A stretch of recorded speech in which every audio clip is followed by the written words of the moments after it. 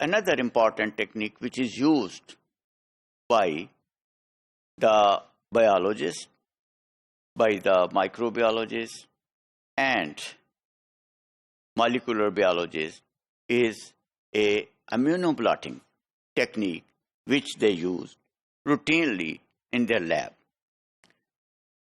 Now, this technique is also known as the Western blotting and is used to identify proteins from the samples from which they have to identify them after the electrophoresis. So, electrophoresis that separates the protein and then they are studied.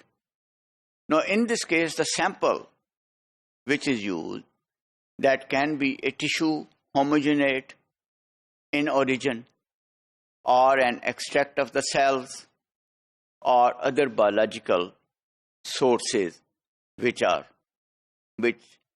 to be studied or which to be examined. Now, in this case, the sample may be electrophoresis under reducing or non-reducing conditions until separation is achieved. So, electrophoresis is done on those samples and the separation is achieved. That is, then how we visualize these? This is usually visualized by staining with a general protein stain, a stain which just gives color, imparts a color to the protein. And the separated proteins, they are then transferred onto a nitrocellulose or polyvinyl membrane, either passively or by using an electroblotter.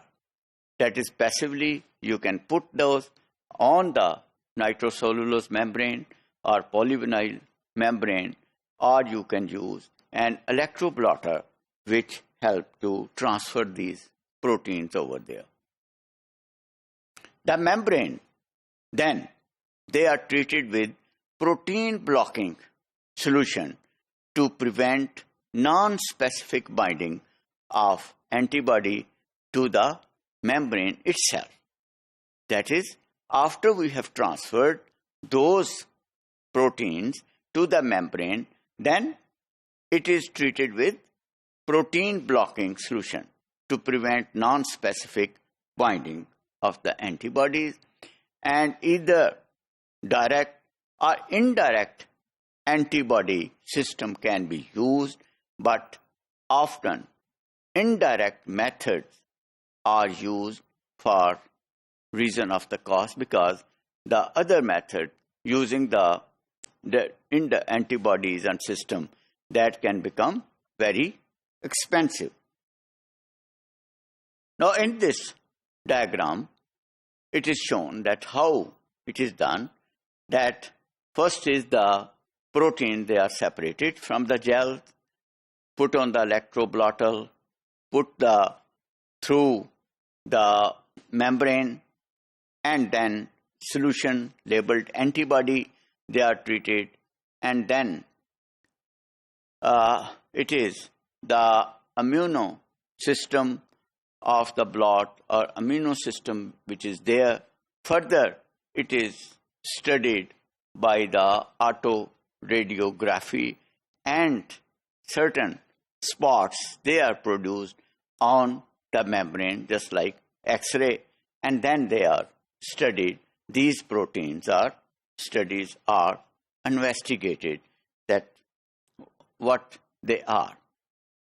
For indirect labeling, the membranes, they are incubated in antibody solution, and after washing it, that is treated with a solution of secondary antibody enzyme conjugate. Now, previously in the diagram, we studied that was the direct labeling of the membrane. So, both peroxidases and alkaline phosphatases, these are the enzymes, they have substrates that will produce a solid color reaction on the blot, where the antibodies have bound.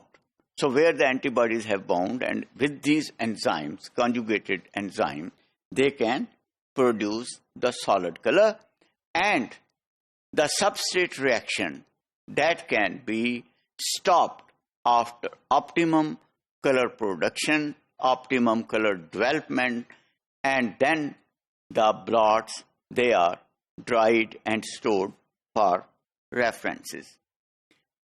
Now this method is particularly useful during the development of new antibodies as a part of epitope mapping studies.